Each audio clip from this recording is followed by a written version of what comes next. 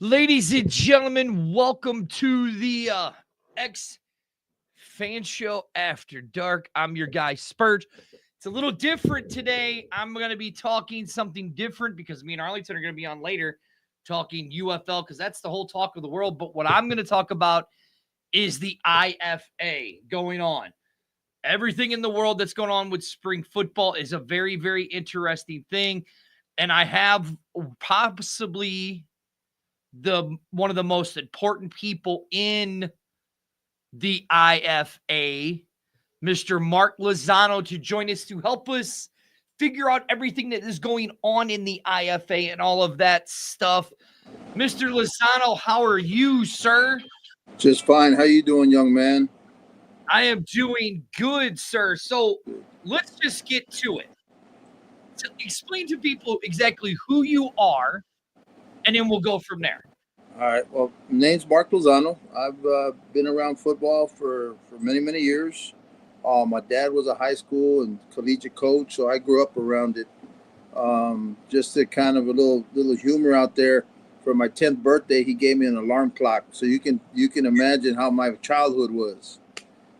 Yeah, all my life I've been around it. The last 10 years, I've been doing a lot of work in Mexico with international teams, high school, national teams, you name it. I belong to one of the federations for the states in Mexico. So everything that we do around from where I'm from is football, and I wouldn't have it any other way. Yeah, you are. And I remember we had talked, and you had said you'd even actually played some football right here in Missouri. Yeah. I initially out of high school, I had 14 Division I offers. I wound up my 3 visits were Notre Dame, TCU, and Rice. Wound up going to TCU, and I was there around the time that SMU and all the death penalty and paying players got pretty big. So we lost some of our teammates. So some of us left, and we made a choice to go another direction. But where I was at, when you're at a Division I school, you try to move to another one, you have to be released out of your scholarship as a contract. So they never released me out of TCU, so I had to go Division II, and I wound up at Southeast Missouri State, Cape Girardeau, Missouri, and played there. We won 2 conference championships back in when we were the MIAA. We were still the Indians back then. And my senior year, Coach John Gruden was one of our assistant coaches. Now that's going way back for John Gruden. Yeah, 1987, 88. Right, exactly. All right, so you've done all of this, and now you are sitting here as, if I'm not mistaken, player personnel compliance officer of the IFA, International Football League, which actually kicks off, if I'm not mistaken, at the end of May. Yes, sir. May 31st is going to be the inaugural games, and we're excited about that coming up. Okay, now I know there's been some controversy, and I know that there's certain things you can't answer. I like the little grin on your face there, eating grin. So you initially announced some teams. The first team that started causing some controversy was the Baltimore Lightning. Right. Well, like in every league, you wish for the best and you hope for the best, and along the way, there's always obstacles. There's always going to be, instances where a team, can't fulfill their duties. Just things come out and will bite you in the behind sometimes. And, we thought we had all that covered. Of course, that happened with Baltimore. And then after that, we thought we were okay, a little smooth sailing. And then we started having some other issues and looking into some things to the point where, we had this happen a few days ago, where we had to release another one of the teams. And we knew there was going to be, some flack. We knew we were going to have some backwash from it. But we persevered, we keep pushing. To where we're still be able to not come off on the 31st of May. Okay, so Baltimore's gone. We got rid of them. Oh, let me put myself back up. When you're trying to produce everything, it's hard to do it for yourself. Yeah. So Baltimore's gone. Now we have the statement from the Alabama Beavers. Yes. Where they're saying that the league is basically that you guys committed fraud. You guys come back and say they committed the fraud and compliance issues where they say they're not playing anymore and they're taking 3 other teams with them. So let's talk about the Alabama Beavers, because the story that goes is that CJ, the owner, okay, the difference with your guys' league and other spring leagues is you guys actually have an owner. Right. And then they pay into to help fund the league and help fund the players. Right. Is that correct? Each team is responsible for their team, basically. In a nutshell, they're responsible for payments. They're responsible for rental of stadiums. They're responsible for paying their players. Now, in every league, in any league that you wind up jumping into, there's always fees that you've got to pay. It's just like belonging to a club. You have monthly fees. And I mean, that's how they run. They do it in the IFL. They do it in the NFL, NAL. They do it in the AF1. Any major professional league has their dues that you have to adhere, enable for your organization or your league to run properly. And so you hope for the best, like I said, that everybody's able to do those type of things. And sometimes you run into the things that we ran into. We wish it would have been a different story, but the issues came up. We had a lot of question marks, and we had a lot of people contact us, and we did some research, and it wound up being what it is. Now, the alleged story all really broke from this gentleman right here. I'm going to pull up this little thing, and then we're going to break it down. It's Frederick Elliott, right? Who kind of broke this all down and stuff like that. Where he says this right here. Here's his little post that he put out: the IFA dead and gone. And right. The breaking news inside sources are talking about the demise of the international football with allegations of severe mismanagement, dubious practices under league owner Jason have decided as the primary reason of its neglect. There's been the whisper of financial instability, questionable conduct. So there's where I'm going to go with you. You are the compliance officer. Well, up to this point, have you seen any real compliance issues under your league owner? Well, like everything else, you want to make sure that if you're going to say anything, especially if you're going to put it out on social media, that your T's are crossed and your I's are dotted.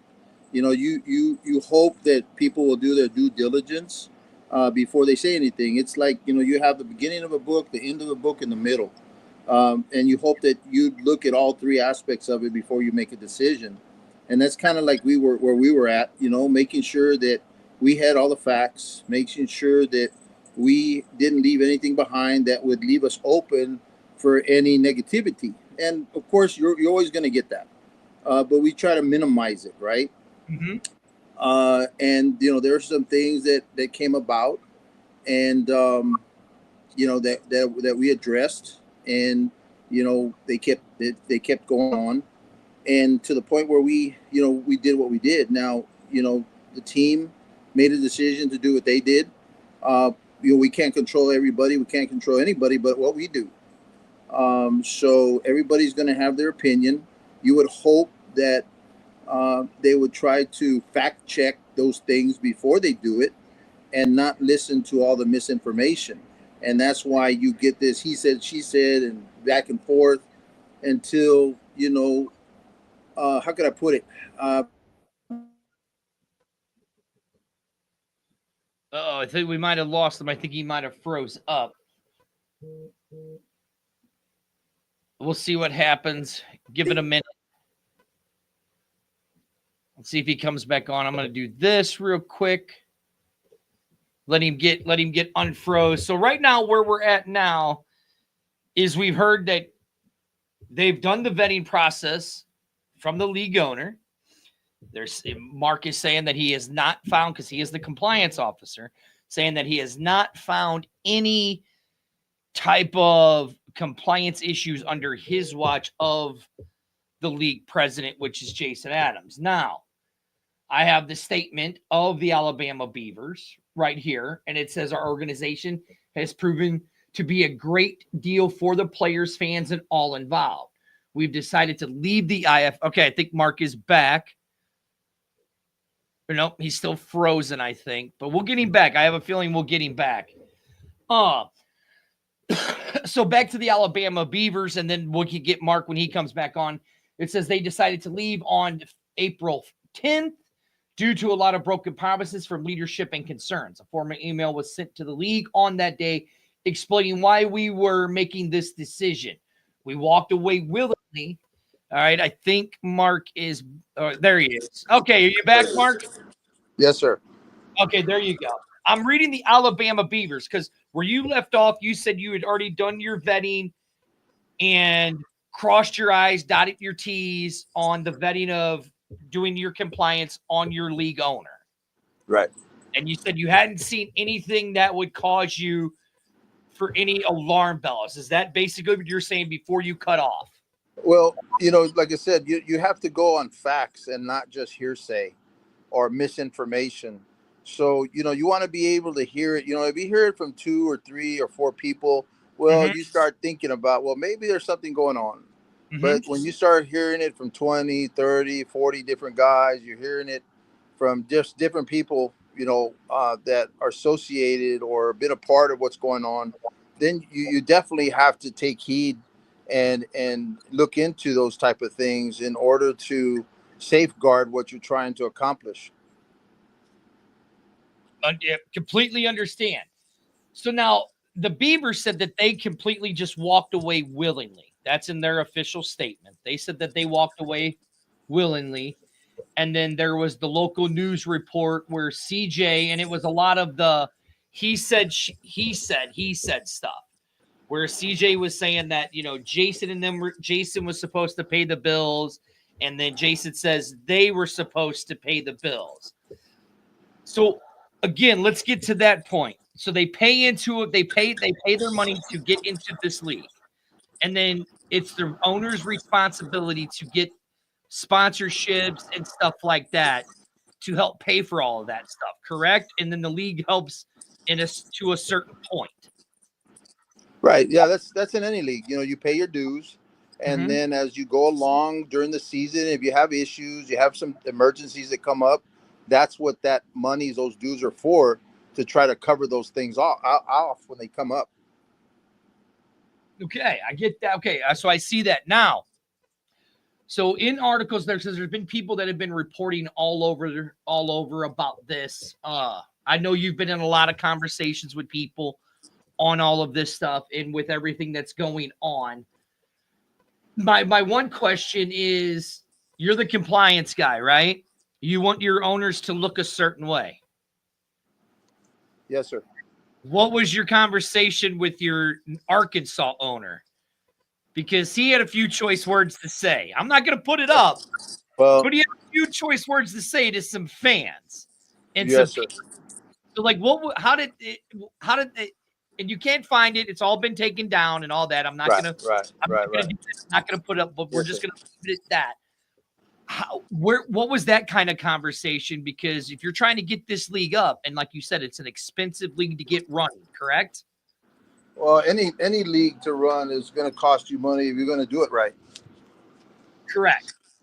And now you have your one owner going, these people, it's nothing but lies, saying things that he should. So what was that conversation like that you had with him?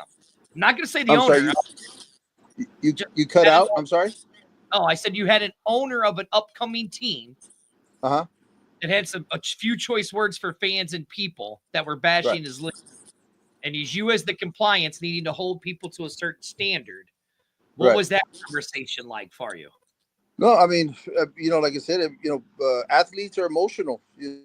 Sometimes you can't hold back and you're going to let things out and let people know how you feel. I mean, and, definitely you want to address those type of things, but Sometimes you can. I mean, you catch it on NFL, you catch it on ESPN when they're hot mic'd. It happens. We're humans, and you just go ahead and address it, and you move along your business. See, that's smart. I mean, like you said, everything gets emotional and everybody gets hot and all of that stuff. I mean, I've done it plenty of times on this show where I've got some dumb stuff. You know what I mean? It's human nature. It's tough. Right? Yeah, and especially when you guys are dealing with the money that you guys are dealing with, Right? and people are feeling they're getting the short end. So, like when it comes to that, like with the Beavers and the Baltimore Lightning, where they're thinking that the league is sticking them, and you guys have put out your statement, which I'm going to get to. Like, how do you deal with all of those emotions from these guys when they're like, well, hey, I did this, but you guys were supposed to do this, and you didn't do it for me, and now we're leaving? Right. Well, you try to take the good with the bad. If you've been around long enough, you're going to see a lot of that go on, and you just try to handle it the best way you can. Being discreet about it, trying to keep it out of the media is tough. There's not a lot of people that can do it, but the ones that do it usually persevere. But when at the same time, when people throw things out there like the misinformation, then sometimes they give you no choice that you have to address it. And hopefully that you put out there, and people are going to look at both aspects of it and not just one side. Well, and that was another reason why I reached out to you, because, all right, so here we have questions from a fan, and this is Van. He says, does the owner still want to step outside with the fan? That's a question you have to ask him. So now let's read what your guys' statement to the Cincinnati or to the Alabama Beavers, what you guys put out on the 24th. You said, Dear Alabama Beaver, ownership and management, this letter is to serve. I'll just skip. It said that, the owner of the league accepted $25,000 in investment via cashier check from Mr. Anthony Richardson under the pretense he was investing in the Beavers' ownership, in which said funds were to be applied slowly towards the league fees.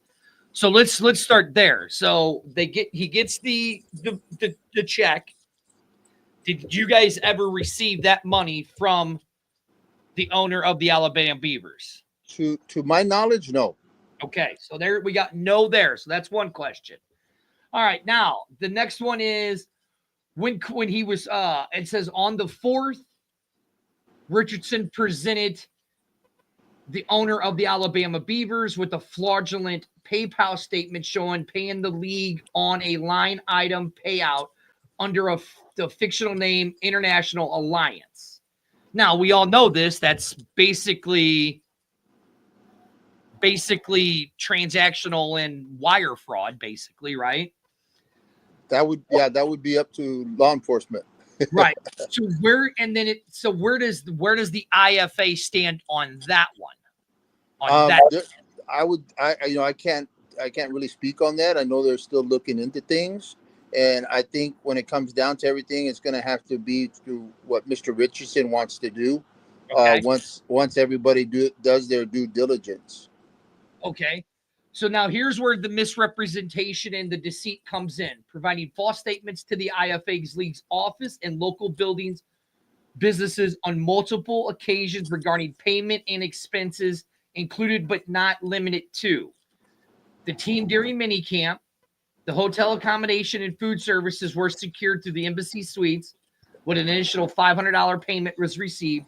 No other payments were reserved or taken in, with a total balance of $22,731.72. The league now, according to your guys' statement, you guys worked out a deal with the company, with the Embassy Suites. Is that correct? Who were us, the league? Oh, no, this was for the Beavers that yes. You received. Okay. Yeah, because like I said, we have no, we don't run the teams. Right. We're the league that you play under. You play under that umbrella, but we don't run and control the teams. So you guys are just the shield. Yes. Like the NFL is the shield of their team. Exactly. We're like the UFL, they're the shield of all 8 teams. You guys are just the shield, and then you have individual owners. Exactly. Yes. So, and then you were supposed to be a draft day deposit for the Weston that the Beavers said that they would help and establish, but then canceled that break of contract. So where is the league at with getting their money back from the Beavers for canceling the contract for the original place of? That I'm aware of, there's documentation from the hotels, but that would have, again, that's going to be between the hotel and the team. Okay. So what we're saying is you guys have you guys didn't get your money for the team to be bought into. As far as I know, yes, sir. Right. And then everything else by the team in all of this email, they're saying it was your guys' responsibility. And they're like, no, your initial payment, which we never received, was supposed to help with that offset cost of what you couldn't pay. Yeah, it's just like if the I guess you could say the higher up leagues, they and if you can, you create like an escrow account or a line of credit so that those teams can facilitate the season, right? Or at least you have that to fall back on. And that's what you hope everybody does. I mean, that's what a lot of the leagues attempt to do and try to do to their best of their abilities. And then you got to just go from there. So here's the one thing I will say this about the IFA. I've had conversations way back in the day with Jason Adams and stuff like that, where he said this was going to be a league of transparency, that you guys are about the fans, giving the fans the answers that they want. And so far, you sound like you're giving me all the answers. I'm not saying you're giving me the answers that I'm wanting to the questions I'm asking. You're transparent, unlike, the NFL, who isn't always transparent with the fans and stuff like that, right? So now the next thing is with the Beavers in their statement and what they've said over the past few weeks, that this is all broke since Frederick Elliott broke it. He said that there are 4 teams leaving this league. It's them, the Ohio Valley team, the Tampa Bay Tornadoes, and then the San Antonio Chaleros are leaving. Now, where do we stand at with those teams? I can only speak for the teams that are within the IFA, which is the Ohio Valley and Tampa Bay. I will mention Dallas. Dallas has decided to go into hiatus for 2026. Okay. And that was a decision that we all agreed on. They felt that would be to their best interest, which was smart. That way you don't wind up going 2 or 3 games into the season and like all of a sudden you can't fulfill your agreements, right? Correct. And I think with the other teams, some things could have been handled better, but we all learn from our mistakes, right? Mm-hmm. But where we're at, where we've reached now, we've gotten to a point where we were resilient. We were able to work through some things, and we can go through. It's going to be a modified season, but we're going to have a season, and that's all. That's all for the guys. I remember being one of those guys. When I went to go try out with the Oilers and the Chiefs, and when I went to my tryout in Kansas City, I slept in my car because I didn't have enough money for food, gas, and a hotel. So I remember that. I remember what they, that's what these boys go through now, even more so. So, and I'm always going to be for the guys because I remember being a player. So I'm going to stick up for them. As long as they shoot me straight, I'm going to shoot them straight. And I'm going to protect the league as well as the boys, and try to make sure that we're doing the things we need to do to be successful the best way we can. Because, without the players, we don't have a league. We don't have a team. No. Right. Well, and you guys, but I still haven't seen. So the one thing that I know there's all this stuff on here. I did see that the Mexican team is saying, hey, it's basically it's too expensive for us to go to Mexico. It's too expensive for the teams to travel. So we're going to move here to the States to play, to make it that's not true what they put out there. No, sir. Okay. No, sir. So the teams, we have teams Tampa is going to Chihuahua, and we have some other organizations that will be heading out to Chihuahua, so Chihuahua Okay. can honor their home games. Okay. Now, see, so Van says here, so there's only two teams, the Orlando, Ohio Valley, and Tampa teams that are not leaving out of those four. And Chihuahua. And Chihuahua. Okay. So we're at three teams right now, correct? Right. Okay. But then you said San Antonio is still kind of on the bubble. There's still some things working out in San Antonio. They're working out some things on their own right now. So we're being how could I put it? I want to use the right word. Respectful of their what they're trying to decide to do, and that's fine with us. Okay. So then let me ask you this. As we're seeing, because I've always said spring football is a volatile space. Yeah. It's very hard to get these leagues off. And what we're seeing is it's very hard to get these leagues off. Right. Give some insight onto that, because I mean, what you're seeing is we're seeing a league that's going from basically the ground up, and we're seeing all of the hurdles and the hurt that you guys are facing. So, like, explain to people how hard it really is to get a league like this, because football is an expensive sport. Yeah. Well, I'll go back to when I was offered the opportunity to go coach and develop football in Mexico. So in 2015, I was offered the opportunity to go to Tampico, Tamaulipas, and develop American football camps, clinics, working with the youth, working with the high school kids, national teams. And one of the things that my boss there, which is a very close, he's like family. He came to me one day back in, I think it was almost 2015. And he says, Coach, I want to put a professional arena team together, and I want to play in the United States. And he goes, what do you think? And I said, well, we can do anything we want. We just got to figure out how. So we started researching. We started looking in, started making phone calls. And then all of a sudden, boom, we were in the league, in the Texas league. It was a small minor league like I would say a 3-tier league. We had 6 teams, all from Texas and one from Mexico. And we would actually go to Texas, cross the border, play in Texas, and the teams in Texas would come play us in Tampico. And we had our bumps and bruises. There were some times we didn't think we were going to make it. We'd pull together and get it done. And we were successful. And as long as you have people all working together, they got the same goal, they got the same mindset, then you can get things done. It's when they're not that you have issues. Okay, now you say that to get the mindset. So the mindset that you guys have at your guys is the international football. I mean, your guys' slogan is basically, we are bridging the gap of international professional football by delivering the highest level of American football within the strategies located in the Mexico and the United States. You're implementing the NFL-based standard rules and creating a true international alliance.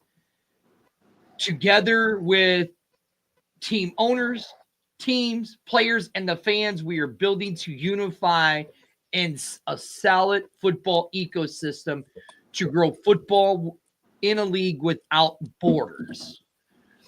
So that's what you guys are doing. And it seems that seems you guys are doing it, but then it always seems like there's a hurdle that hits you guys in the face and you take a step back, but then you guys keep moving forward.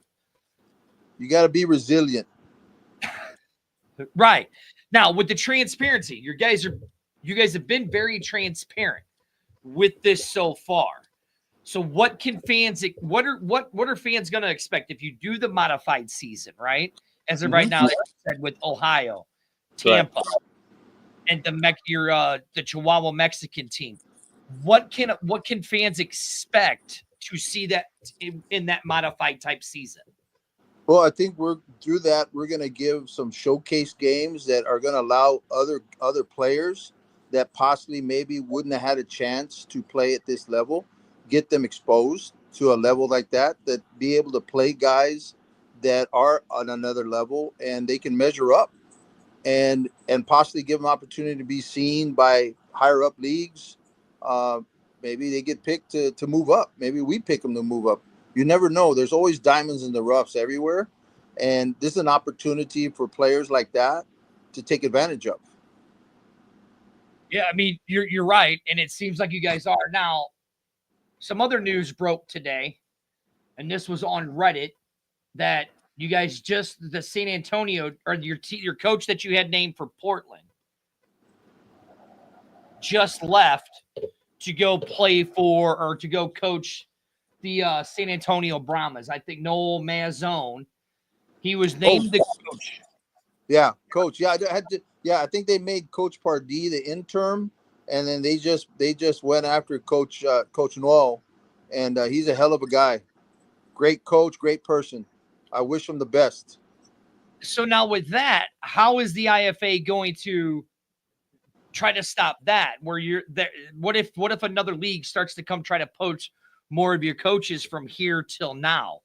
There's a lot of coaches that have a lot of knowledge, a lot of experience that are out there that are willing to partake in things like this, as long as the opportunity is right and the opportunity is fair for them. So would we see Mark Lozano? Let's say that they coach all the teams. We see Mark Lozano on the sideline coaching 3 teams? Who knows? But how would you do that? How would you do that? So I mean,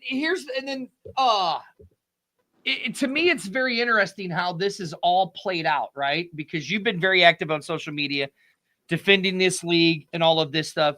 You know, I know that when we talked, that's right. It's the Memphis Showboats is where he went. That's right. Yes. My bad. Oh, I'm sorry. Yes, it was Memphis. He didn't go to San Antonio because they made Coach Pardee the interim coach in San Antonio. That's not your fault. That was my fault. I messed it up. My partner for the next show I'm doing is yelling at me on the phone. You tried to throw me a curveball there, didn't you? No, I messed up. I messed up. Yes, sir. Here's what I know you're busy, and I know you've been getting a lot of phone calls and all of that stuff with all of this and everything from the players and the coaches and stuff like that. What is it that you could tell the fans? Because the fans think this league is dead. Of course. They think it's dead. So what can Mark Lozano, as the director of player personnel of these players and the compliance officer, tell these people, tell the fans, tell the players, what can you tell them about the future of the IFA? We're here to stay. I mean, we're going to do whatever we can to do that. We already have, like you heard from the owner from Arkansas, they're 150%, dedicated to the league. They've got a heck of a head coach out there that's a legendary Razorback, former quarterback for the Razorbacks. So they carry a big name. They got a lot at stake with this venture. And because of all this, it wound up kind of being a blessing in disguise, because we've already been approached by another team in the Metroplex. We've been approached by another team in Mexico. And believe it or not, we've been approached by a group in the South that want to put a team together, and all of them for 2026. Okay. So you say that. Oh, yes, it was Jack Welch had switched to San Antonio from the San Antonio Chubaleras, from there to the Brahmas. It was Dr. Jack Welch had switched over. Coach Welch, yeah. That's who it was. So you say all that you have teams that are wanting to come in 2026. I ask you this, as a fan of spring football and want more football, would it be more beneficial for the IFA to say, hey, listen, we learned from our mistakes leading up to this kickoff, but we're going to pause this for one more year and get some more things squared away? Or is it just, let's go with what we got and then add the teams later? To me, as a fan that wants this league to survive and wants more football, I would say, hey, if you can get your ducks in a row, push it one more year and see what happens. So, what gives you that faith that this modified season, modified teams are going to hold you over to 2026? Well, you've done it long enough. You know that when things like this happen, you got to push forward. You got to make things relevant. You got to make things. You got to make the best of things that transpire, and that's what we're trying to do. And we're also doing it for the boys, because you know, the boys, when it's happened to them once, twice, three times, they get discouraged. And then you look at where you become, wind up having a black eye, and they don't look at you like the same that they looked at you before, or they don't respect you the way they respected you before. So to be able to push forward, and even though it's going to be a modified season, it gives the boys an opportunity to play some outdoor football, because there's a lot of them that'll leave arena to come play outdoor because they want to get back outside, and for the fans as well, because the fans give us a chance, and they'll help it grow, because you're gonna have the moms, the dads, the uncles, nieces, nephew watch their relative out there, and watch that young man be able to flourish in something that he hasn't been able to do since college, if he hasn't been fortunate enough to play in the higher leagues. Okay. Hey, listen, I respect you guys for doing it. I respect you guys for pushing forward. I mean, that's transparency. Most people would have said, hey, we got 3 teams. You keep talking about this modified season. Can I get it out of you? What's this modified season going to look like?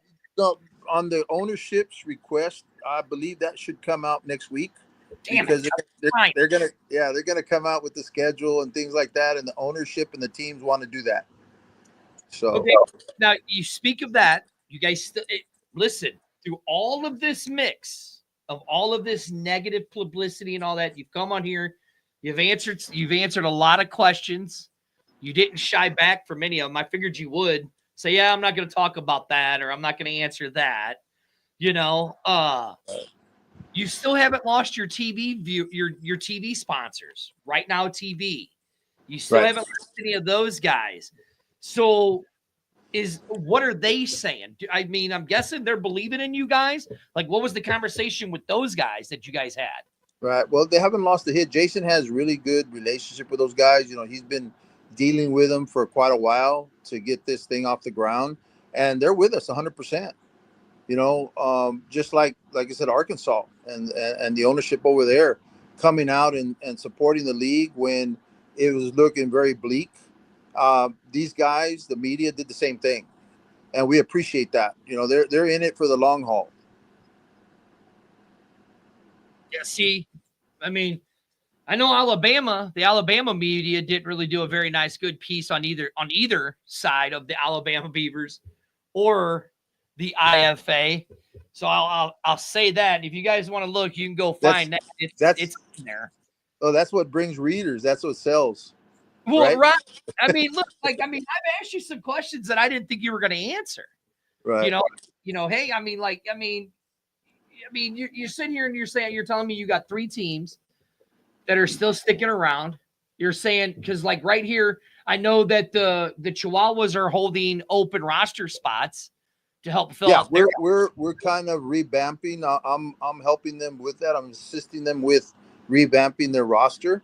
So we want to bring some good boys over and have an opportunity to partake in another country and put their talents on the field and watch the fans from Mexico get to see them perform, because most people don't realize they've had American football in Mexico for almost 100 years. Yes, and they love the game. The game of football is very, very, very popular. And they'll in Chihuahua, their stadium holds 22,000, and they'll fill it up. Right now. So you talked about the Pioneeros. They're going to be on pause till the 2026 season, right? So yes, so since the Pioneeros are going to be on pause, could we see a potential team merger, or some of those players getting moved to a different team? Yeah, you'll see a mix. We're gonna give some of the guys that got displaced from Alabama, guys that got displaced from San Antonio, and guys that got displaced from Dallas. Okay, now you say that, but Alabama says they're still kicking off. Well, I mean, that's their choice. Whatever they're going to do, that's up to them. I don't have any control over what they do. They can move forward and do the things they need to do for their organization. And then the other thing that I've seen, and I've seen this from a reporter that I respect, Michael Lathrop, he said that there may be some affiliated member teams. Yes. Yeah. We're looking at that. I believe Jason mentioned that. Okay. Yeah, because I was trying to find the press conference and I couldn't find it anywhere. Yeah, no, I think he might have had a conversation with one of those guys. I don't remember when, but I believe he had mentioned that's definitely a possibility. Yeah, see, look, you got here Chris Mason saying keep moving forward. Then he says just keep moving forward. Appreciate that. Yes. I mean, thank you. I got to give it to you this. You've been, I figured you'd come on here and give the corporate answers, right? I figured you'd give some corporate answers. I figured you were told.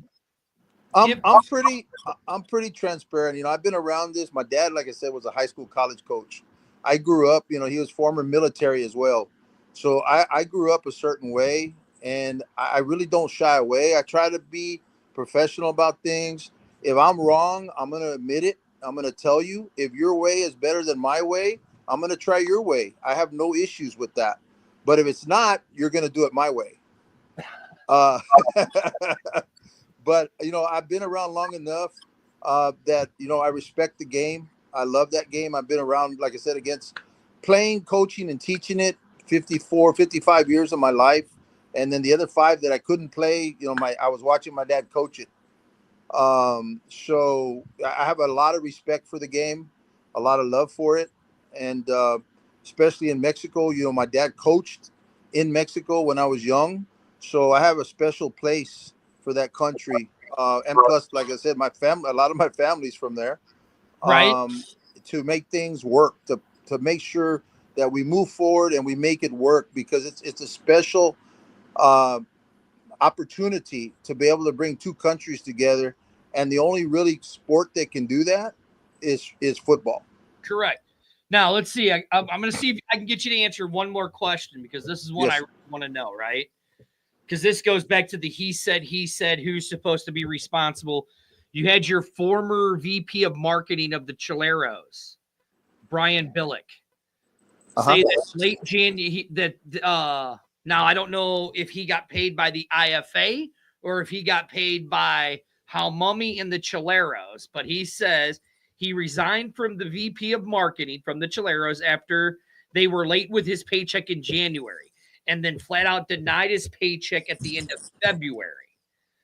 He said he still hasn't received his check, despite numerous calls, texts, and emails to head coach and owner Hal Mummy and IFA president Jason Adams, and he has now filed a complaint with the Texas Workforce Commission. Right. So where does he stand as that? Like, whose responsibility is that? Yeah, well, like I said, the league doesn't run the teams. Okay. So that would go. He'd have to go through the organization themselves and do what he needs, that he feels fit. We respect him for that. If there's something else that's going on there, then that's going to be up to those guys to figure it out. See, what you're showing is you're showing how expensive it is to run a football league. Yes, very. I mean, yeah, you can get, if anybody can get a personal loan for $25,000 to buy into this league and to become an owner. Right. But the question is can you sustain that? Yeah, that money coming in. It's a lot of work. I mean, like I said, I've been around arena football for 15 years. I started in 2004. I've seen the best of the best, and I've seen the worst of the worst. And then, of course, the outdoor is even more expensive because you got double the players, right? Mm-hmm. Double everything. So, unless I know it's hard. It's easier said than done, but you were looking at losing money your first year. You got to have the money to persevere through that first year, where you can convince people, fans, and people out there that you can do this, that you can be successful, so that they do buy in. So then hopefully the second, third, and the years that you go on, that now you're going to have that financial support, and they're going to support you, day in and day out, where you become successful, you become profitable, but you got to really look at it and be realistic. Maybe even 2 years where you may lose money until you get it right. See, okay, I like that. Now, Chris says right here, he says Japan has all corporate teams, that the U.S. is the best model. Oh, man, did I lose him? I think we might have lost him, or his phone died. I think we did. I don't know. But guys, listen, I don't know. Look, we got a lot of stuff there from Mark Lozano and everything and all of that. I mean, listen, it's he gave us his answers. Did they sound corporate to you? You decide, not me. You decide, not me. I think his answers were good. I don't think they were typically your corporate type answers that you would normally hear. He answered some questions and some hard-hitting questions. You know? It's up to you. I mean, look, I'm still going to support the IFA, even though Arlington yells at me and says I'm an idiot. But that's okay. We all know I'm an idiot. You know what I mean? I'm still going to support it. I'm still going to watch it. It's download the Right Now TV app on your smart devices and all of that stuff. Hell, I might even talk to Jason Adams and say, hey, let us broadcast some of your games on our X Fan Show. Because if you guys haven't noticed, the X Fan Show is kind of taking a little different twist as of late. We are about the fans, and having Mark Lozano coming on and giving you guys answers and being transparent with some of those questions. Hell, I'm going to have him on again. So he says he said he lost his audio. It's all good. So what I'm going to do, guys, is I'm going to reach out to him, but stay tuned. Stay tuned. Give me a few minutes because the X Fan Show is going to be starting in about 5. Let me do this real quick. I'm going to do that. The X Fan Show. Hey, Mr. Producer, hit the loop, will you please, sir? I know you're back there. Hit the loop, sir.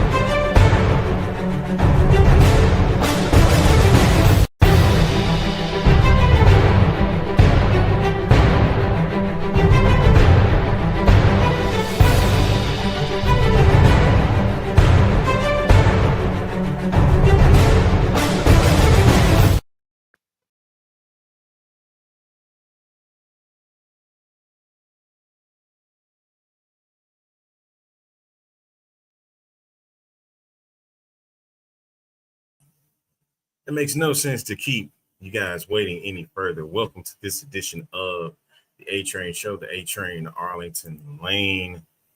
Hope that you guys enjoyed that special presentation that we had for you tonight with Mark Lozano, IFA Director of Player Personnel. And grateful that you guys were able to tune in. Got a lot of great insight on that. And thank you that you're continuing to tune in right now to X Fan Show After Dark. As always, I am the A Train Arlington Lane. Big thanks to Spurge for his interview with Mark Lozano. And yep, I am back again to ride in the saddle as we about to continue on this journey. I hear you, Chris. I'm on some IFA is legit, baby. Let's go. So it's all going to come down to where it goes on from here, from this point on with the IFA. And so, yeah, definitely that's going to surprise Spurge when he comes back and he found out that I went live. You think I care? So I didn't want y'all to waste any more time. We know we had the thing going and whatnot, and he was going to take about a few minutes to get things going. But I'm here. We're about to get started with X Fan After Dark right now. I don't know what happened to the rest of my news. I thought I had it saved, but apparently I did not. So that screwed me up. I had all of the news here, and it all went away. But it's okay. I'm not overly mad at it. I had all my news labeled, and it's gone. There he is. I'm back. I'm back. Dude, what happened to my stuff? How'd you like that interview? I loved it. I loved it a lot, man. Everybody was like, don't piss him off. I don't think I pissed him off because I just talked to him and told him I'm gonna have him back again for IFA talk with Spurge. Yes. Thank you, Chris. I appreciate it. Even though you don't like me and you say it's all about me all the time, why does that say the A team underneath us, bro? There we go. All right, should we address the elephant in the room? Yeah, I had it. You want me to address the elephant in the room? Address the elephant in the room, then, man. Okay. So, me and Arlington talk on a daily basis, right? Pretty much on a daily basis, 2 to 3 times a day. We both have crazy work schedules and all that.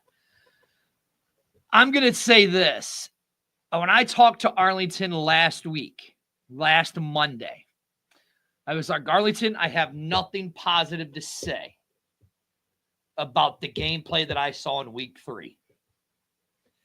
And I'm like, I'm tired of people saying that all we ever do is bash the league. I said, so I need to take a break and recenter myself because Arlington, we've been doing this since 2019, correct? Guys, you don't understand the toll that this has taken on me and Arlington all of those years. You don't. And the UFL and talking about the XFL, USFL, the merger, all of this has taken a toll. We've always said we are going to be for the fans, by the fans. Yes, reset in 7 weeks. Yes. So I was like, dude, I just can't do the show. I need you to do it this week. I need you to do B-Hawk Live because I really had nothing positive to say about this league. Now, this week, totally different story because Arlington, you know who went 4-0, right? Because I texted you my picks. And who went 4-0, Arlington? Huh? You did. In Arlington, what did I tell you was going to happen? I said sooner or later they were going to break 1 million, right? We said they were going to break 1 million, right, Arlington? Yeah. That's what they did, Arlington. It's funny, though, because I'm trying to find the pics you sent me. Because I do have them. It's that I can't find them. Yes, I am a defender. I've always listened. You know there what? It is. And who got 4-0, Arlington? Read my picks. No, you went 3-1. Okay, read my picks. You picked the Renegades. They lost. They lost. The Roughnecks did win. Mm-hmm. The Panthers won. Mm-hmm. Idiot. And DC. That's the one you really cared about. Do you want to know why I cared about that one most of all? Because of Jordan Teamu. Huh? You want to know why I cared about that one the most of all? Because Arlington, you live to be the hero, but if you live long enough, you become the villain. You better pull up that tweet. Arlington, and my man, Jordan Ta'amu, is finally the villain. My man, Jordan Ta'amu. I can't even find it. It's so far down. Does anybody remember what Arlington's picks were? Because I picked the Stallions, didn't I? No? You did pick the Stallions. And I said Whisenhunt was back, and I thought that I picked the Roughnecks. You did pick the Roughnecks, bro. You did. The person that I went 3-1. I don't care what you say. We're tied now, right? You do realize that we're tied. Yeah, I realize. Huh? I realize that. Yes. Listen, Ta'amu will never be the villain to me. Ta'amu will always be the guy in the world of spring football. Oh, God, here we go. It's starting up already. He is literally the greatest spring football quarterback of all time. You just sat there and just dumped Luis Perez, huh? I've never said Luis Perez is the GOAT. I said he's good, but he's not. He's the spring king, but you just sat there. He's the spring king, but he's not the GOAT. How did that even work? What do you mean? How does that even work, bro? LeBron James is the king of basketball, but he's not the dog. Yeah, dog. He is not the GOAT. Oh, man.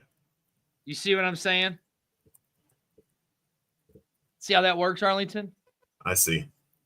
No, Chris. He's just the spring king. He is not the GOAT. He is not the GOAT at all. He never will be the GOAT. There's only one GOAT, and that's Jordan Ta'amu.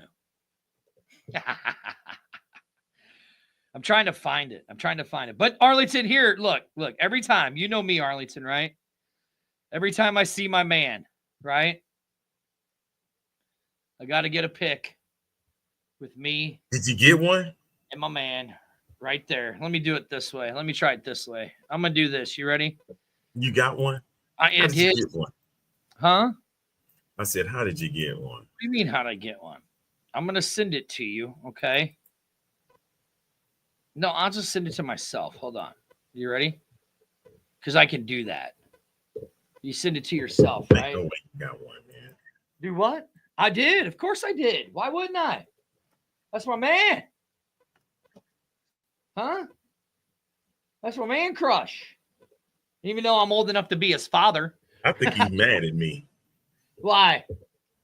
Because he don't respond to nothing I give. There it is. Right there. Right out in front of the dome. It's good stuff, sir. I know, right? That idiot on ESPN say, hey, moo. Idiot.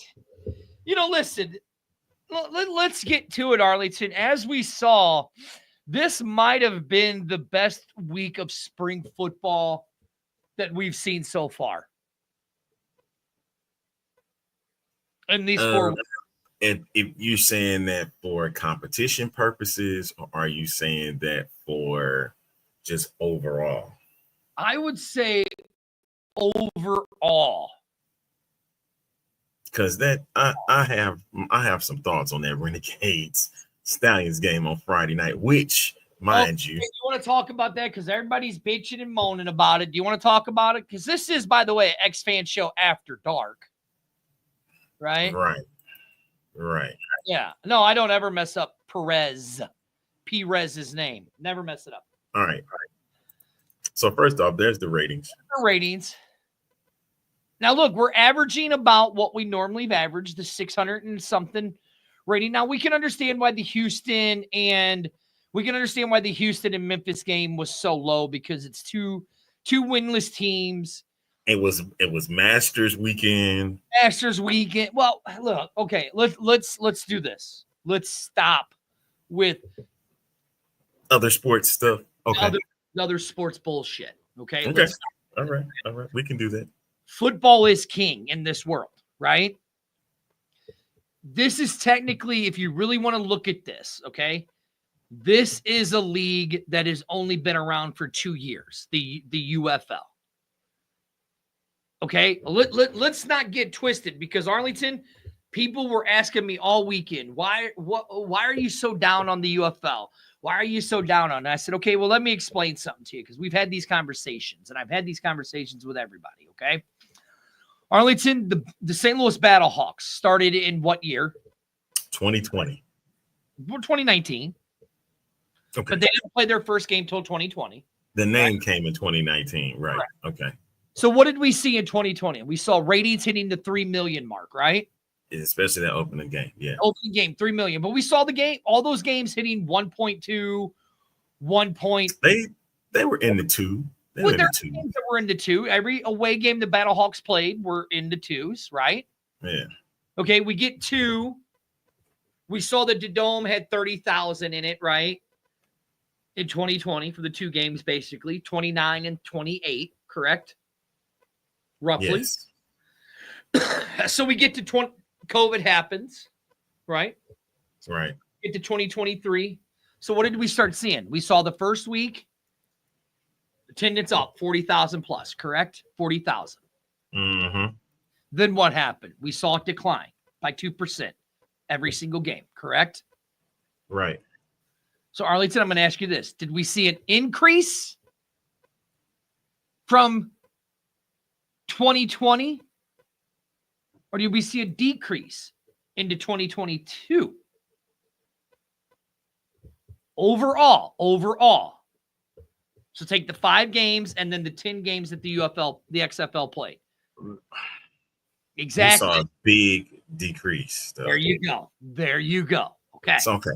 That's why I do have a soft spot for 2020. I do too. But 2023, in my opinion, had the best competition again of football. I'm not saying a major decrease, just like Arlington said, a slight decrease. Now, let's move to the merger, okay? Because this ain't just St. Louis. This is across the board. This was a decrease in Houston that we saw a slight decrease. A slight decrease. It was a huge decrease. Well, I'm talking about in 2023. I'm talking about 2022. Okay. It was a slight decrease. Yeah, it was a slight decrease. So then we had them. Now, Arlington, how long has the Birmingham Stallions been around? How long is the what? Birmingham Stallions been around? Since 2022. Correct. First season, they did great because it was in the hub. Everything was in Birmingham, correct? Right.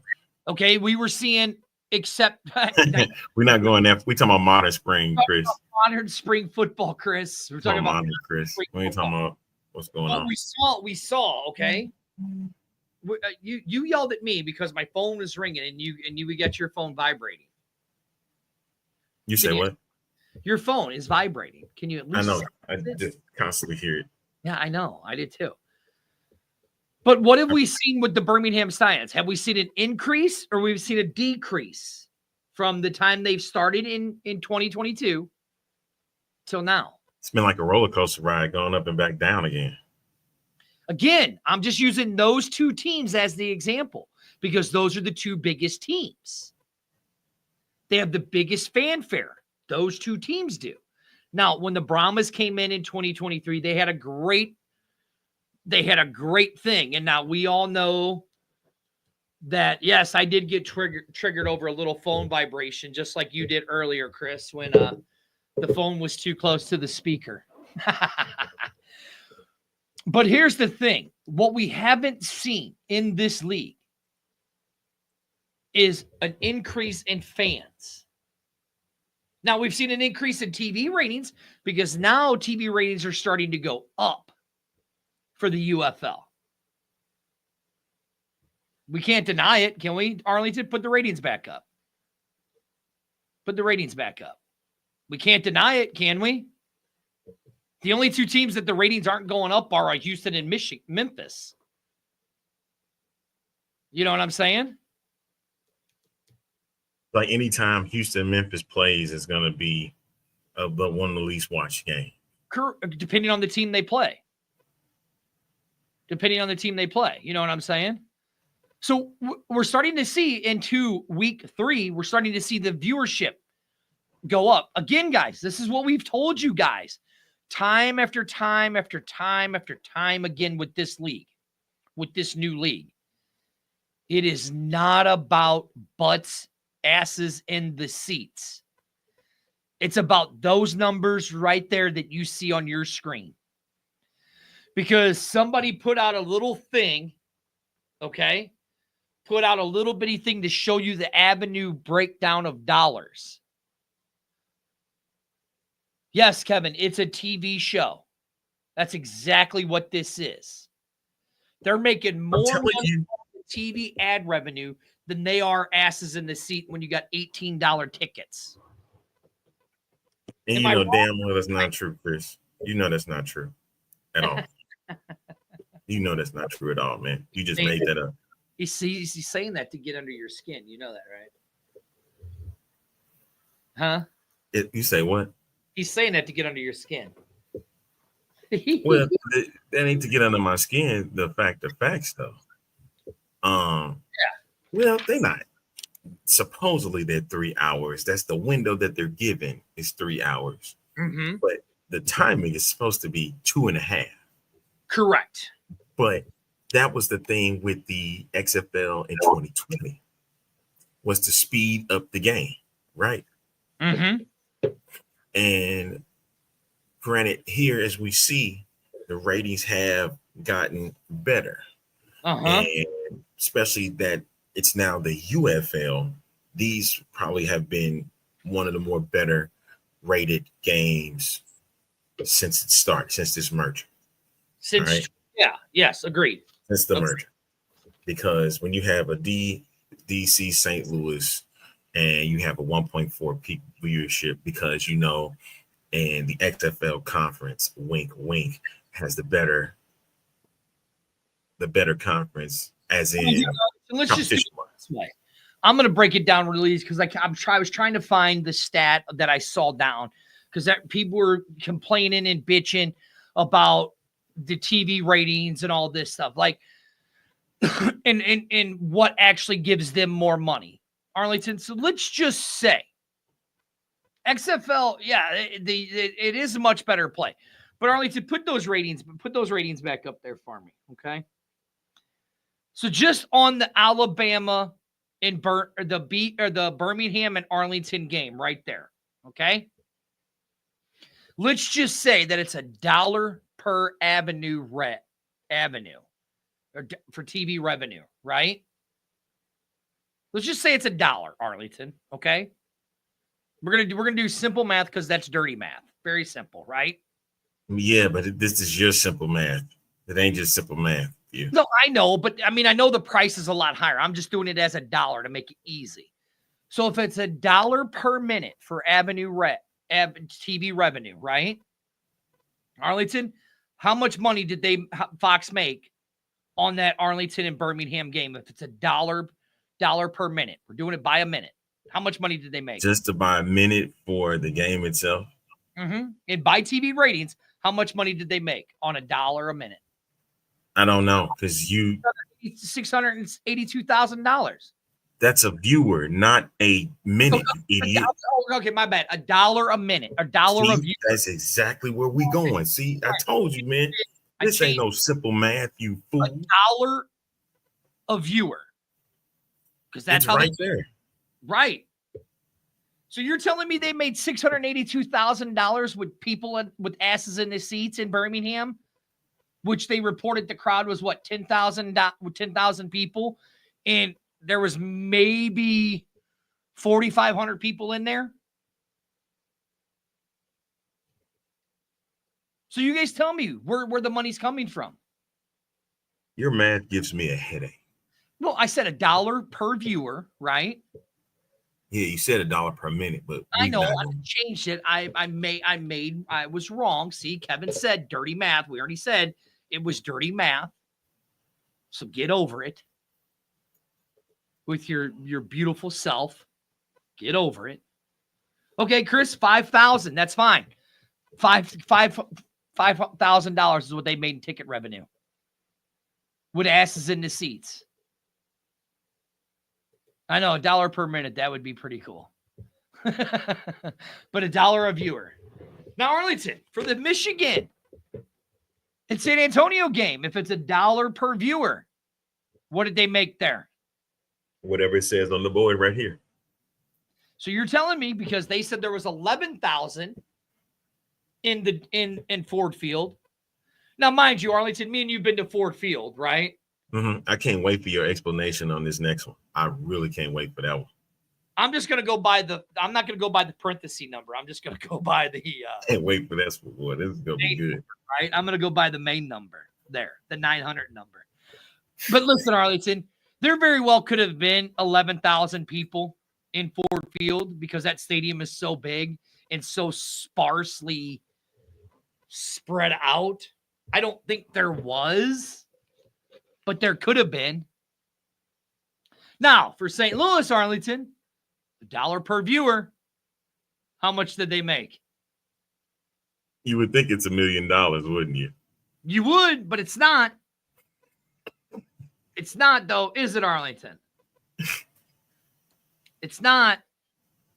So they made about 967.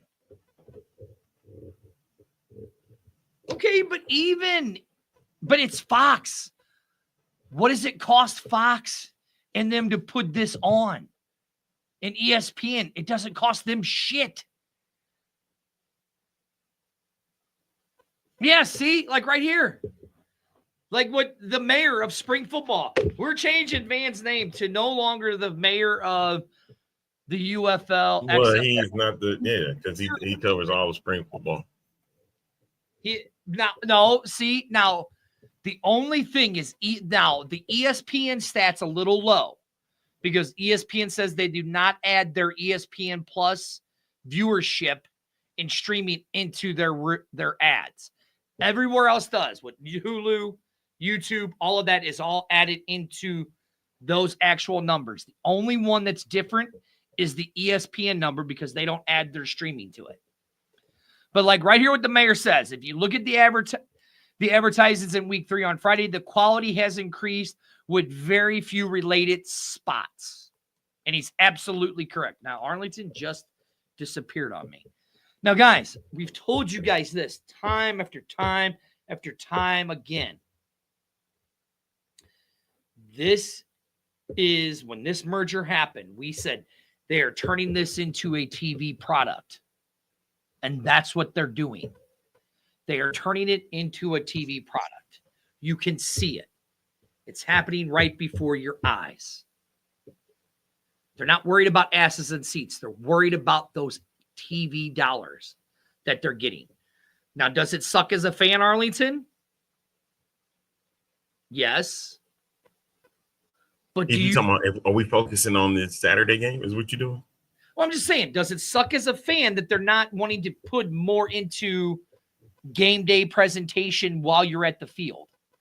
Oh, yeah. Huh? Yeah, it does. Now, Arlington, I got to go back to a conversation me and you had. Kevin says it right here, especially with the Friday night time slot and it shows, right?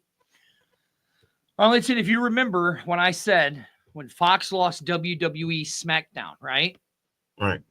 I said that they have to get to even come close at least $1 million on a Friday night. You laughed at me. And you said your number right around that 600,000 number is where you said that the UFL would need it to be at. Now, why do they have to be at that number on a Friday night, Arlington? They shouldn't. They shouldn't have to be on that number, but that's the number that's going to be given. This is a brand new league, or in a way of speaking, this is a merged league, and so you're not going to get as many eyeballs. And this is a niche. You would think with the football group that they would come in and be a part of that, but these are players that we do not know. All right. Now, grateful enough, majority of these players have returned, and we get to know who they are. And I've always said that this UFL league needs to create its own stars.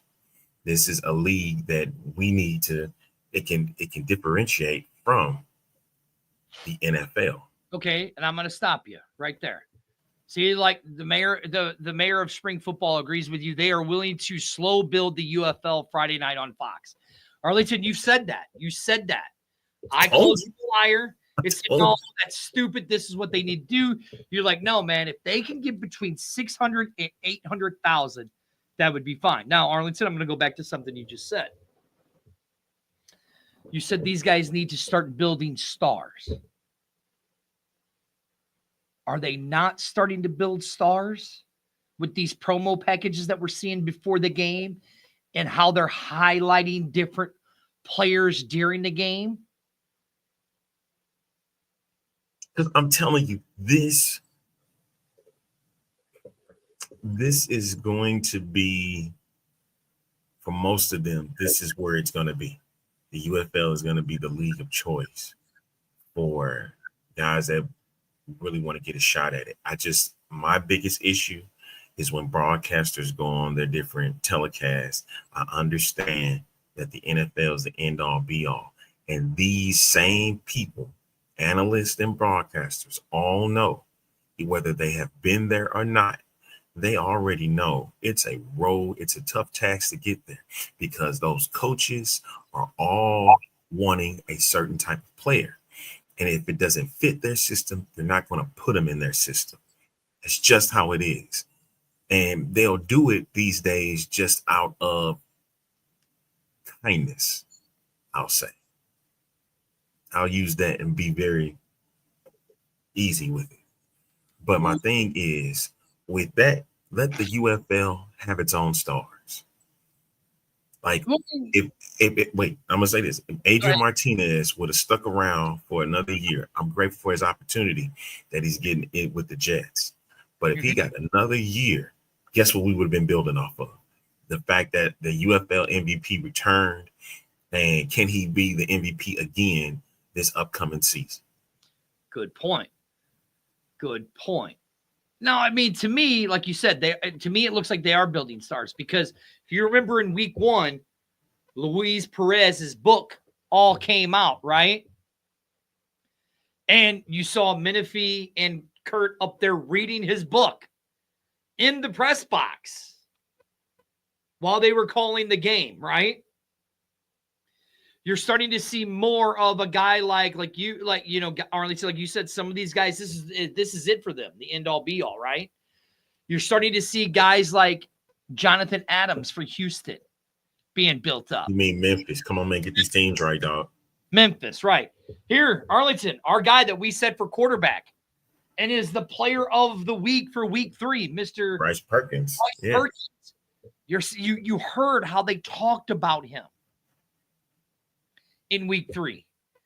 Talked about it, built it. What is going to come down to, it's going to be us, the fans. It's going to have to pay for this. It's going to be one of those relationships where we're getting used, and we're going to have to keep getting used for this to work. I'm so serious. But my thing is, right here, they featured Sal Canella on the 4th and 12th podcast. Why is that not a UFL podcast? 4th and 12. That's a good name. But my point is, okay. But my thing is, his body's right checks, his egos can't cash. But my thing is about Bryce. We said Bryce will be the quarterback of this year in the UFL, and so far he's showing it. Right. You know. Now, Arlington, let's get to some of the games because I've been very critical of the gameplay that we've had. Can we start with the criticalness of one? But you're the host of this show. Go for it, bro. Can we start with the criticalness of that first game, the Stallions and the Renegades? Yeah, how in the world we get a 10-9 score? Ball foul. Huh? We're going to talk about a dead ball foul. Oh, no. No. Because see, that ain't everybody the reason. Watch that game, you don't know what happened. Regardless, we all have known that in the UFL, the booth can replay anything they want to. And that's what happened. It was a dead ball foul. Sorry. Does it suck that the ref didn't throw his little yellow flag? Yeah. But guess what? It was a dead ball foul. Get the fuck over it. This is After Dark. I can say that. That ain't even my problem. Oh, what's your problem? Was how in the world did Luis Perez and the Arlington Renegades couldn't score a freaking touchdown? And then you had the game for 59 minutes and 30 seconds, and you wind up losing in the last 30 seconds of the ball game. Well, Arlington, what have we always said about this league? Huh? What have we always said about this league, Arlington? Well, you're talking about when you get in the red zone, you can't score?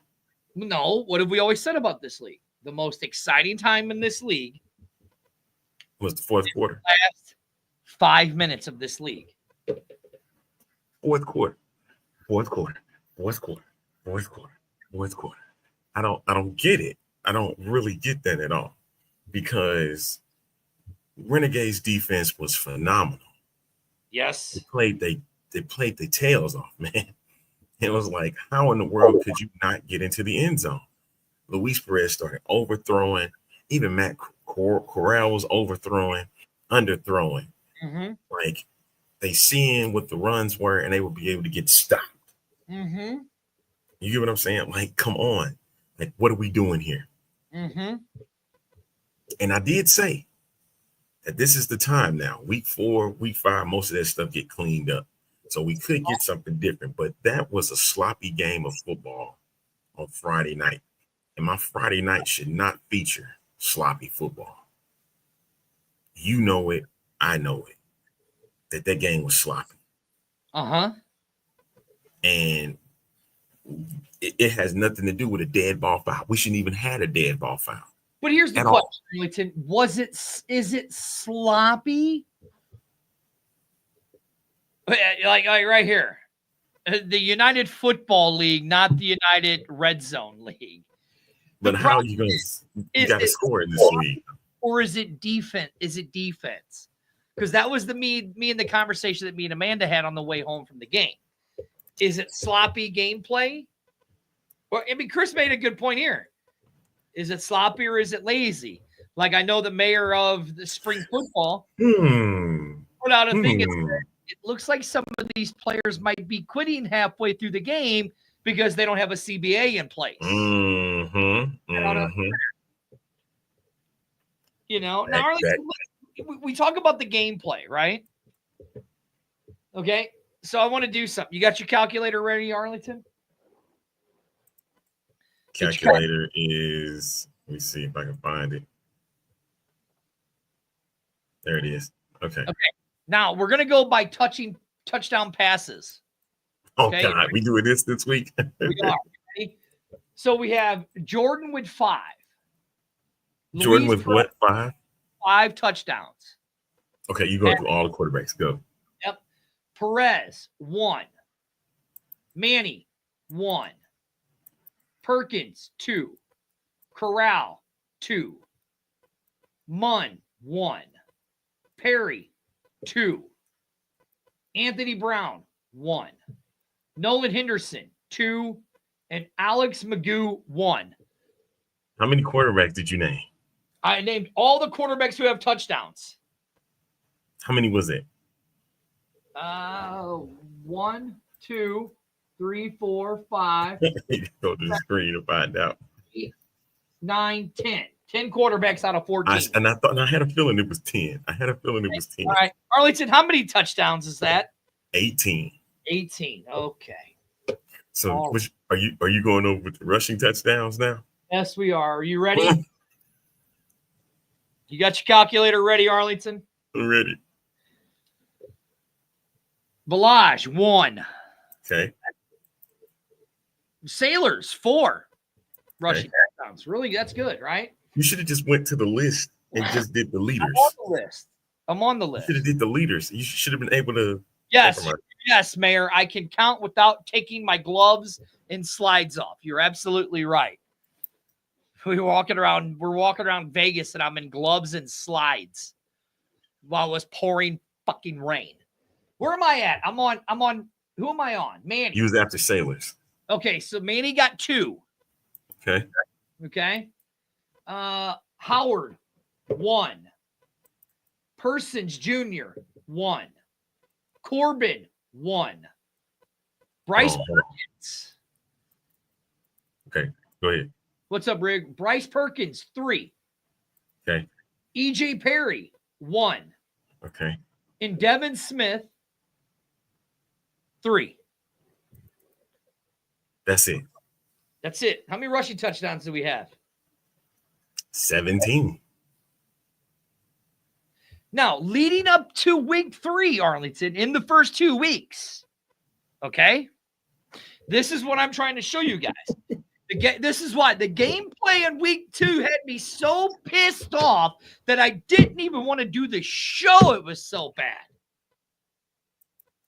Because leading up to week 3, we had 11 touchdown passes. No, 10, wasn't it? Wasn't it 10? 10 in 8 games, people. That is true. We would have to keep the pick 6 difference because I think Manny's got like 7 of them, it seems like. There was 10. And there was what, Arlington? 15 rushing touchdowns? Yeah. Okay. So there were more touchdowns thrown this past week. Thank you, Jordan. Thank you, Jordan. So bad in weeks 1 and 2. I was violent. I couldn't even do the show. It was so bad. Hey, Spurge pulled a Ken Whisenhunt the first time. He pulled a Ken Whisenhunt. But week 3 sucked me back in. Week 3 sucked me back in. Just in one game, we had 5. Wait a minute. Who threw the 5th in that game? Threw 3. Manny threw 1. Manny threw 1. Perez threw 2. We talking about in one game. Oh, okay. We had 4 in one game. Yes, champ. I am always right. I am always. No, you're not. But week 3 brought me back to the thing that has caused me so much anguish since 2019. No. Week 3 has brought me back to the UFL. Arlington. Okay. If you say so. You got to admit. Come on, dude. Come on. Yes, Keelan, I am sure. We're here on Twitch. Make sure you find us on Twitch, Facebook, and of course Twitter. We'll throw that out there. And YouTube. Oh, no, yeah, we're on YouTube too. Yeah, they're on YouTube too. Yeah. See, I told you, Chris. Ouch. Ta'amu is the GOAT, not Perez. He's the king. He's just not the GOAT. I mean, then look. What he said. He said his Spurs couldn't think straight, but that's nothing new. Well, yeah, right. Yeah, look. I mean, but he always right somehow. Look, I mean, listen, Jordan hasn't had the best completion to attempts ratio. He's 46 for 100. I think I could do that math, Arlington. That's a 46% completion rating. Well, praise God from whom all blessings flow. Thank you. But he's got 606 yards. Guys, I told everybody. Well, now let's get into the games, Arlington. Let's get into the games, shall we? We in the games. We talking about the games. Arlington? Oh, God, destroying. Arlington, you talk about stars. Listen, you talk about stars. They built the star up, right? Hey, I ain't never seen so many things said about that game for one person. That was just they couldn't wait. They couldn't wait. It was just a bit outside. Listen, before I get to that, I'm going to sit here and say on this show that Houston and Memphis should get a lot more credit than what it's been given. That game should have got a lot more credit than what's been given. For it to be 18-17 and that Houston got the dub, and I need everybody to get off CJ's back right now. He's not in last place. The team is in last place, don't even know who their head coach is. And yet y'all sitting here talking crazy about Curtis Johnson. Leave him alone. Do what? Right. Hey, they've been the entire, all these people outside. You need to get something better with that. No, well, the first thing I could find, you know what I mean? But anywho, my point was the Roughnecks are not the problem. Right now, the two teams that don't have wins are the Brahmas and the Showboats. Okay, well, let's talk about that, Arlington. And both of them are dealing with coaching problems. Let's talk about that. Is that weird? Is that not weird to you? Is that not? Well, hold on. So your argument's going to be a little null and void, though, because Reggie Barlow left because we've had a carousel of coaches. Yes, right? Understood. You have a team. Harris is leaving too, mind you. Hold on, you have a team that is 3-0, Arlington. Mm-hmm. They lost their head coach. They lost their defensive coordinator. They lost their D coordinator, right? They lost their OC. They lost their OC. Well, the OC is there. He's just leaving. They're leaving at the end of the season. Yet, and then they have an interim head coach and an interim D coordinator. He's supposed to be leaving too. They're all supposed to be leaving. That entire offense, that entire coaching staff in DC is supposed to be leaving. But yet, they're 3-0. How is that possible? How is that possible, Arlington? Yet you have the Brahmas who have Wade Phillips. How does that? What does that have to do with me about Wade being sick, though, Keelan? What does that got to do with me? No, we're just bringing up a point, though. I mean, I understand he's sick, right? Yeah, and then you lose. So here's the question: Did they all know that Wade was sick, and AJ was told he wasn't going to get the head coaching job, and that's why he left? Or is it maybe? Rumor has it AJ might be going to some HBCU as an offensive coordinator. I don't know. Did I spill the beans on something, Arlington? I think. So you're telling me that no UFL head coaching job is in the midst for this guy? Listen, no, the mayor is right. The mayor of Spring Football of Spring Football is right. They have a doorman. Head coach. According to Skip, who has denied it profusely. And he never said that to him. I mean, look. Well, we all know that I'm sick in the head. We all knew that already. Shit, that ain't nothing new. But Arlington, how do you have a team that has basically have interim head coaches and they're 3-0? Explain that to me, Arlington, please. I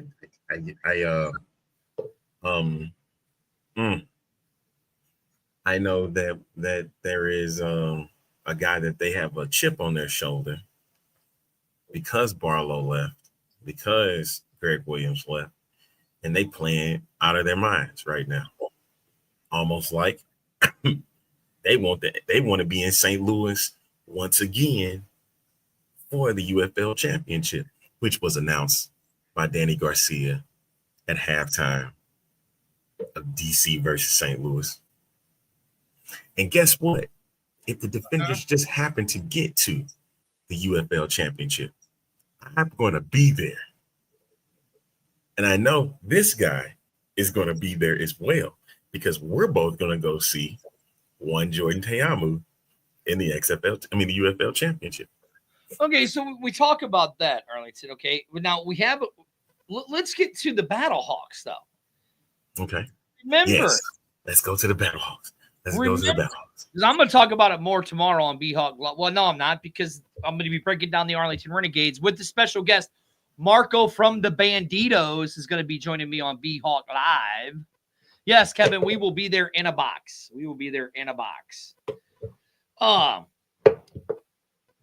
Arlington, it is time to bow to me. Oh. Arlington. Because what did I say? It's hard being right all the time. Here we go. It is so hard to be right. Manny, I still believe in you, man. I still believe in you, dude. You believe in me. Listen, when the game is on the line. I still believe in Manny Wilkins. Are you serious? I still believe in Manny Wilkins. You need to look the other way. I still believe in Manny Wilkins. Serious. The other way, say. Look the other way. Look the other way. No, I'm looking at my screen because I just pulled something up on Manny Wilkins, right? I still believe in Manny Wilkins. 3 interceptions in one game. You still believe? I still believe in Manny Wilkins. Listen. When the game is on the line, sir. I still believe in Manny Wilkins, man. When I believe in Manny Wilkins. On the line, you still believe in Manny Wilkins. I believe in Manny Wilkins. Manny, I believe in you, and you about to go back. And you're about to go back to the spot.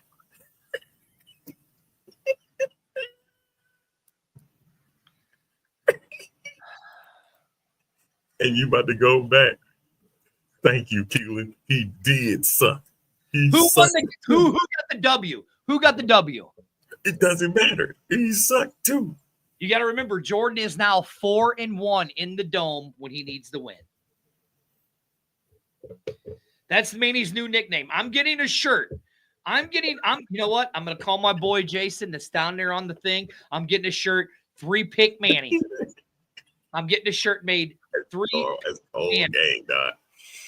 And this is the crazy thing. He's going back to the spot where he threw his first 3-pick game. Was Arlington next week. Mind you, folks, all of these games are on network television this week. You won't find them on ESPN. You won't find them on Manny. This is all national week. ABC and Fox is the only places where you're going to find these games. That is so true. If you don't have local television, I don't know what to tell you. Go to TV@.to. You better figure it out as it scrolls down at the bottom. Oh, that's cold stuff, man. Cold game. Listen. Cold game, man.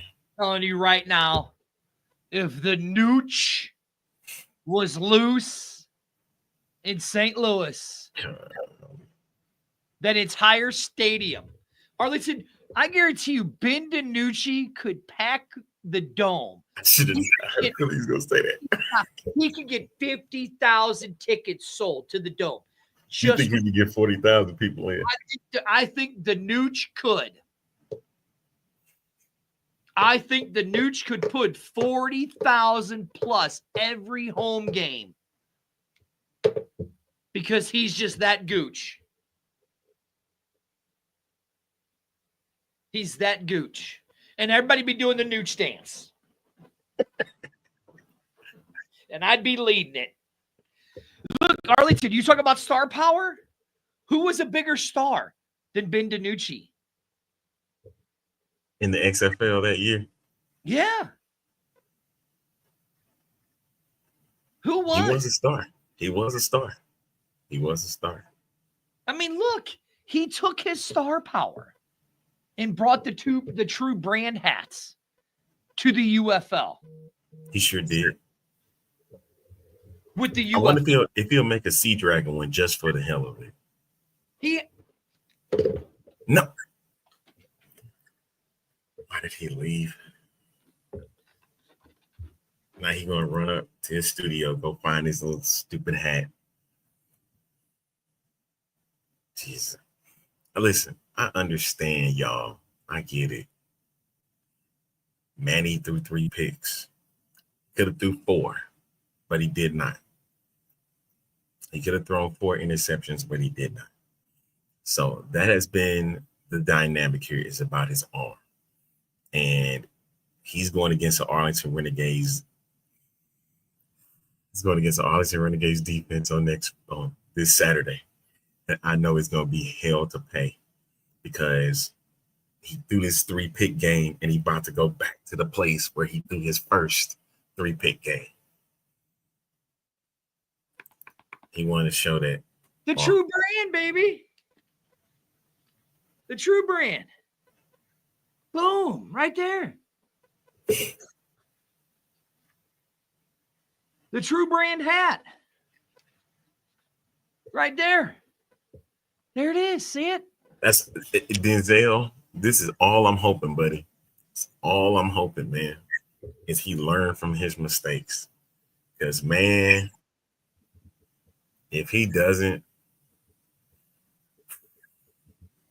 it's going to be a long season. Oh, it's going to be. For the Battlehawks. Listen. Here's the one thing I'm going to say about the expansion, right? About what? About the expansion. Let's get the attendance ship up in other cities first. Okay? Let's get it up. It's going to be hard in Memphis right now. It's going to be hard in Memphis. That's why I don't think. Oh, okay. Hold on. I kind of disagree that our offensive line sucks, because if you guys really want to know, Sailors didn't have a very bad game. They couldn't run the ball. It was just DC is just that good. Stop. You sat there and said to me that the Battlehawks should have just kept running the ball. For what? For what? They would have had less than 100 yards of total offense if they would have did that the way DC was playing them on defense. Where did you see? You didn't see many big runs out of that game for the Battlehawks. Why? Because the defenders were stopping it. I think he froze. No, I'm reading a text message because, because there's watch parties that are getting ready to happen this weekend, right? And here in St. Louis, I'm impartial to more of a certain establishment for a watch party, right? Mm-hmm. But they don't want to open up early on a Saturday morning. Because they don't open up on a Saturday morning. Right. And you're talking it's an 11:30 game, right? So it's going to kind of be hard to open up. Now, the question is maybe I'll put a poll out there. I'm going to talk about it tomorrow, people. I'm going to put a poll out. Because if I'm going to go watch the Battlehawks, I'm going to go watch it at Murphy's on 21. Right there on Tesson Ferry. That's where I'm going to go watch it at. So I'm going to put out a poll tomorrow to see if people are going to go to Murphy's on 21 before they decide if they're going to open up or not. Murphy has left it up to me. The great owner of Murphy's on 21 has left it up to me. So I'm going to put a poll up tomorrow, and I'm going to talk about it some more. So there you go. All right, now. You have fun with that. Well, you asked why I got frozen. That's why I got frozen. No, hold on. Listen. You have lived and died on the run for 2 games, right? It says bartender Abby says she is game to open up early. I'm going to talk about it more on Thursday. Well, of course not for you, Chris. You live in Michigan. Chris don't have no say in that. Battlehawks I want to go to this though. They have one of the best offensive line. DC just out schemed the Battlehawks in that game.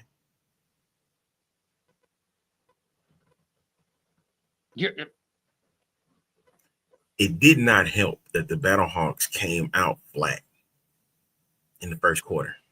But okay, it didn't help. Arlington, if you are a run first team, right? Huh? Oh, put that up because that's a good one too, right there. Van? Put it up. That doesn't have anything to do with the topic, but okay.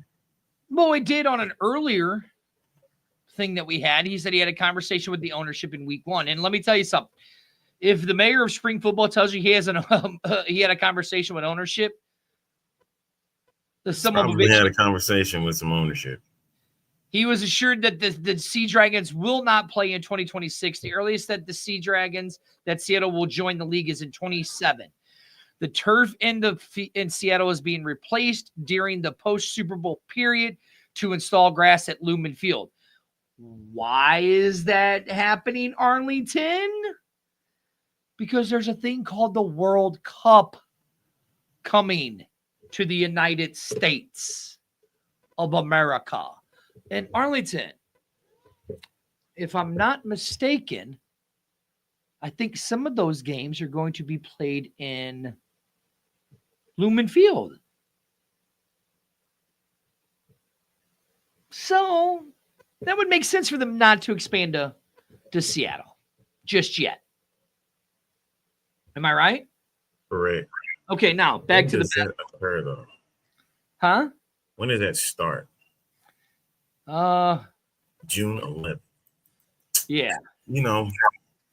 See, then that goes back to when I will want my season to start. See, that leads to that stuff. It leads to saying I want my stuff back in February. February to April. You don't think it could take 2 months to get that field together? Man, I don't know, maybe. Man, miss me with that. So the A-Train show live at 7:47 said this Manny hate will cease tonight. This was on 3/28. Did it cease? You went and found my tweet. No, Kevin found it for me, pal. Your buddy Kevin found it. Go ahead and post it up if you can. You want me to? Oh, I gotta hold on. Let me do this then. Let me do this. Okay, share. We're gonna do this. Gonna go to here. Gonna go to here. There we go. I'm gonna send it. I even shared it on my page. Let me go to here. Let me go to right. You shared it. Okay. Hold on. Sweet. You finna pull it up now? I'm getting ready to. Getting ready to. Someone some sorry A-Train. Where is it at? I don't see it. Oh, there. Is that it? Is this it? Uh-oh. Kept talking about some sorry A-Train. You ain't sorry. Oh, my computer. Oh, hold on. Here it goes. Continue. Exit out. Everybody coming after me. Good. I want everybody. That means Manny. I have it. Manny Wilkins, if you're tuning into this show, I want you to understand this. I don't want them to. This is your game. This is your team. And you better make sure that field, when you get done, that everybody trusts you. That's right. I still believe that. The Manny Wilkins hate will cease. I said that before the game against Houston. Yeah, you did. During the game against Houston. And what happened? They won. But but he ran the ball. And he was mistake-free. Correct. Hey, again, that's what I'm saying. I'm okay with Manny being Manny, but stick to your game plan.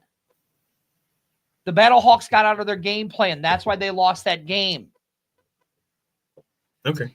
If Manny would have done his quick RPOs, slants, passes like that, they could have easily controlled that game, but they didn't. Listen, whether we want to believe it or not, DC is a damn good football team. A damn good football team. And there ain't nothing we can do about it right now because they look like the team to beat. And even though Birmingham has a loss, Birmingham is still the team to beat in the USFL conference. So Michigan couldn't do it the other night. They still lost.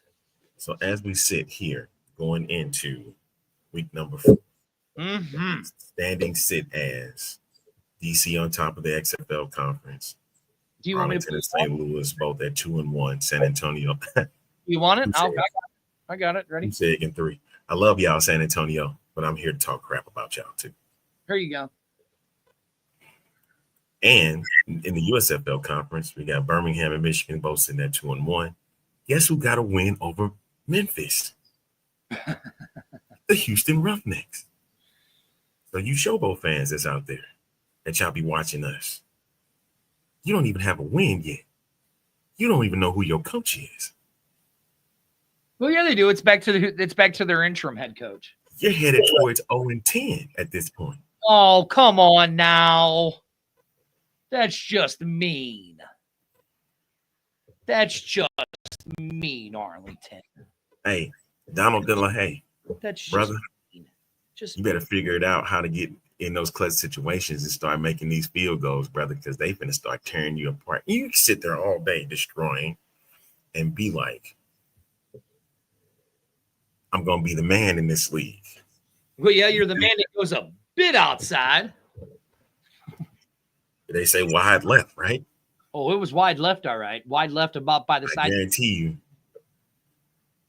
when they come back, they're not going back. Oh, they got to come back to St. Louis. They do. They got to come back to St. Louis. Let's do this. Everybody else is doing their power rankings, right? Yes, right. The UFL preseason is over. Now let the cohesive football begin. I agree. Arlington, let's do our power rankings, okay?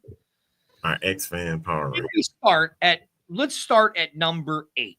1, 2, 3, 4, 5, 6, 7, 8. Perfect. Arlington, who is your number 18? The Memphis Showboats. Showboats. Okay, Arlington, you know what? I'm going to agree with you. As much as I love the Memphis, tell you what, name the teams off and then we leave them, right?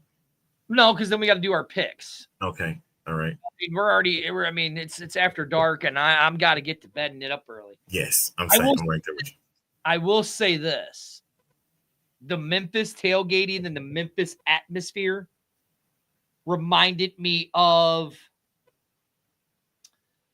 the Vegas vibe, the closeness, the intimacy, the how much fun it was. That's what it reminded me, right? Okay, so everybody's saying the Brahmas. Listen, Arlington, I agree, but I'm putting the Brahmas at number 7. I'm going to put the Brahmas at number 7 too. Okay, look at that. We're agreeing, right? All right, Arlington, I'm going to go, but I got to go with the Roughnecks at number 6. Houston is 6. Okay, I think this is where we're going to start getting different, though, Arlington. If you want my opinion. You want me to go 5 or you want to go? Well, you can go 5. After their performance on Friday, the Renegades are number 5, in my opinion. Offensively, just look garbage. Garbage. Well, Arlington, here's where we disagree. That's fine. But the only reason why I'm going that way is here's where I'm going to disagree with you. As much as I hate to say it, and as much as great as Bryce Harper is playing, or Bryce Perkins is playing, you going with the Panthers? I'm going to have to put Panthers at number. Is that? Are we at 6 or 5? 5. I'm going to have to put them at 5 because they lost to the defending champs. Oh, you smoking weed now, man. You smoking weed. Only reason. That's the only reason I'm doing it. No. Well, go ahead. Fine. No, okay. You know what then? All right. No, stay with yours. No. No, good point. I'm putting the Battlehawks at 5. Because Maney still has not showed us a complete game yet. All right. Number 4 was the Battlehawks. 4 was the Battlehawks. You're an idiot. I love you, but I love you, buddy, but you're just being dumb now. 4 is the Battlehawks. No, Okay. no, Arlington. That's wrong. That's where I'm going to put the Renegades. Okay. See, all right. Number 3. mm-hmm. Is it me or you? It don't matter. Number 3 is the Birmingham Stallions. They beat Michigan, though. Huh? They beat Michigan. And they play like crap. I don't care. They still the Renegades. All right. That's number dumb. 3. That's dumb. I'm number 3. Yeah, no. I'm putting the Panthers at number. I'm putting the Panthers at number 3. Number 3. Yeah. Piss poor effort. So then, who are we putting at number 2? The Michigan Panthers. You're putting the Michigan Panthers, huh? Yes, I am. Well, then we flipped because I would put the Birmingham Stallions at number 2. Okay. And I think we both agree DC Defenders is number 1. Okay. Yeah. Van brings up a good point. The strength of the schedule is in the favor of the Panthers to have the better record. That is true. So they might get I would love to see them be at Fort Phillips that haven't been Birmingham. It's true. All right, Arlington, we are 7-3. Oh, wait, yeah. Oh, shoot. We are 7-3, Arlington. We are tied. Is that right? We're ready? Games? Wait. All right, there's the first matchup right there. Showboats Panthers. How many games have we had so far? Huh? How many games have we had so far? How many games? Yeah, 14, right? It should be 12. It should be 12 games. So we're 7-4. 7. It'd either be 8-4 or 7-5. One of the two. Oh no, you're right. Yeah, we're 8-5. We're 8-5. 8-4. 5. What? We're 8-4. 8-4. Right. Yes, you're correct. 8-4. Okay. All right. All right, Arlington. Week 4. Week 4. All right. What's the first matchup? Ooh, it's going to be a miserable. Looking at Memphis at Michigan. Michigan. Panthers. Memphis going 0-4 this week. All right, Birmingham and the Roughnecks got it. Where they at? They in Houston? Come on, shut up. Does it matter? Does it matter? Come on, CJ. I believe in you. I'm gonna go against the grain. I'm going against the grain because they on the road. Okay. Well, listen. Birmingham's on the road. I'm going with Houston, baby. Make me a believer. DC and DC gets the Brahmas. Huh? Renegades and Battlehawks. You go with Renegades, aren't you? Oh man.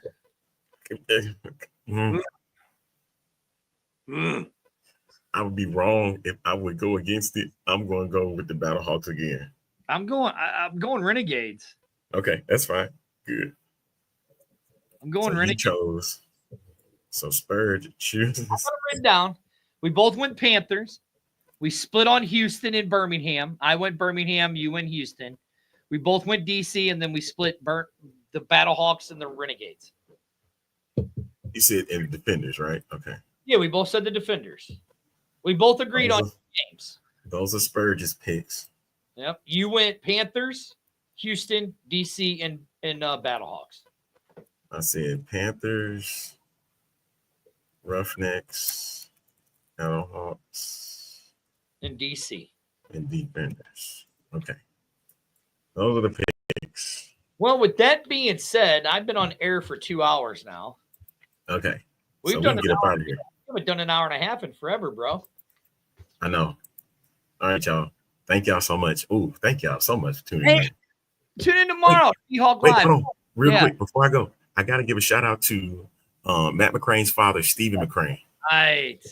Stephen McCrane caught me on the stands. He said to me, which was kind of the craziest thing, that Matt McCrane had never missed a field goal from 30 yards or below in his career. That's true. And he said he watches this show. So he's a big fan. He's a big fan of ours. And he recognized you. He recognized you. He recognized me. He came and found you. All right, gang. We out of here. We'll see y'all. Wait, Arlington. Where's the championship game at? I mentioned it. I mentioned it. Do you have? I wish we had the thing, so you should play it tomorrow. Who was right again, Arlington? We were. Interesting. Good night, y'all. Bye.